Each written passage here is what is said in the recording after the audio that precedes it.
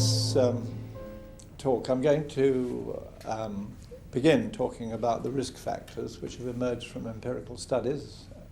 There's a minority of people, bereaved people, who need and will benefit from interventions outside of their own family and friends. And they can be identified before or at the time of a bereavement. Doctors and others, as you know, have important roles to play in both recognizing risk and ensuring that people at risk get the help that they need. Now, the types of bereavement are, first of all, traumatic losses. All bereavements are traumatic, but some are more traumatic than others. Type of person. All people are vulnerable to bereavement, but some people are more vulnerable than others. And the type of social environment, the degree of support or lack of support, the opportunities and directions which exist for that person following their bereavement. So let's first look at traumatic losses, the type of bereavement experience which carries special risk. The nice guidelines on post-traumatic stress disorder do include bereavement, although they don't cover it very adequately, I have to say, but have produced a very succinct summary of the research literature on trauma, particularly relating to post-traumatic stress disorder. I do recommend this, that it be used in clinical practice. In my own experience with bereaved psychiatric patients, this shows the causes of death in 153 people seeking psychiatric help after bereavement. They're not a random sample of bereaved people. And as you can see, the largest single group were unexpected deaths. After that, multiple bereavements. Bereavements by murder and suicide are uncommon in our society, but nevertheless play a substantial part in people seeking psychiatric help after bereavement. And there's only about a third who have what you might call ordinary bereavements, bereavements by deaths that are predictable and timely. So what do we mean by traumatic bereavements? Well, sudden, unexpected and untimely deaths. I'm not here talking about the sudden death of a 95-year-old man. At that age, no death is entirely unexpected. Indeed, one person whose job it was to put obituary notices in the paper said you could always tell the age of the person who died by the tone of voice of the person who was putting the notice in the paper. When it's an elderly person, people don't sound so grief-stricken as they do when it's a child or a young adult. Horrific or mutilating deaths, multiple deaths, deaths by human agency,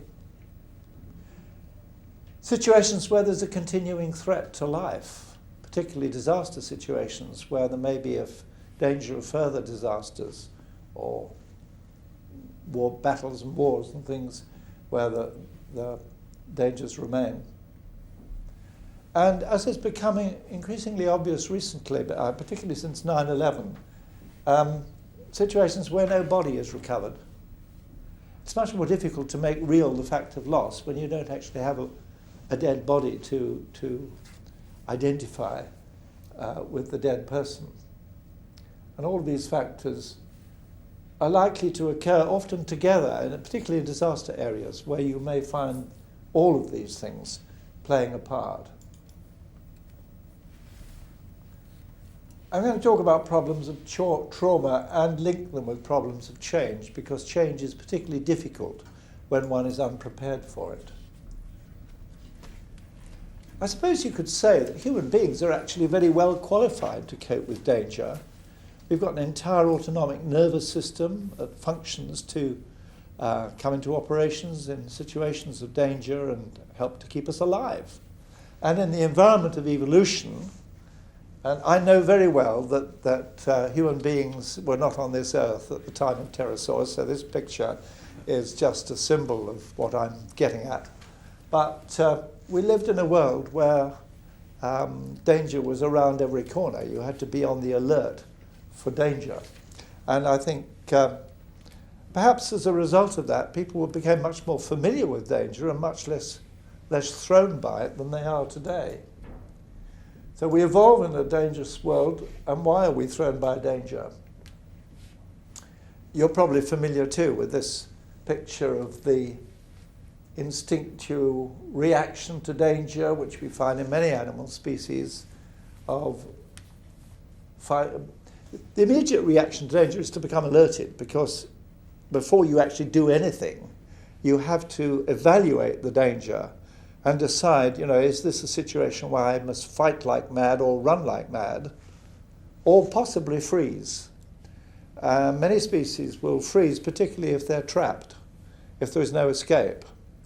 So freezing is something that's often missed out from the fight-flight diagram, but I do actually think it's quite important. Indeed, I think in human beings we can see how very often aggression arises in situations of danger when people evaluate the situation as one where an aggressive response is appropriate. Fear, anxiety, and panic are much more appropriate where flight is a possibility and a realistic outcome. And what about freezing? Well, perhaps this accounts for dissociation, the situation where you can't escape, but you can switch off somehow. And I'll say a bit more about that in a minute. This is one of the pictures from Darwin's book on the expression of the emotions in man and animals, in which he points out the difference between the expression of fear and the expression of anger.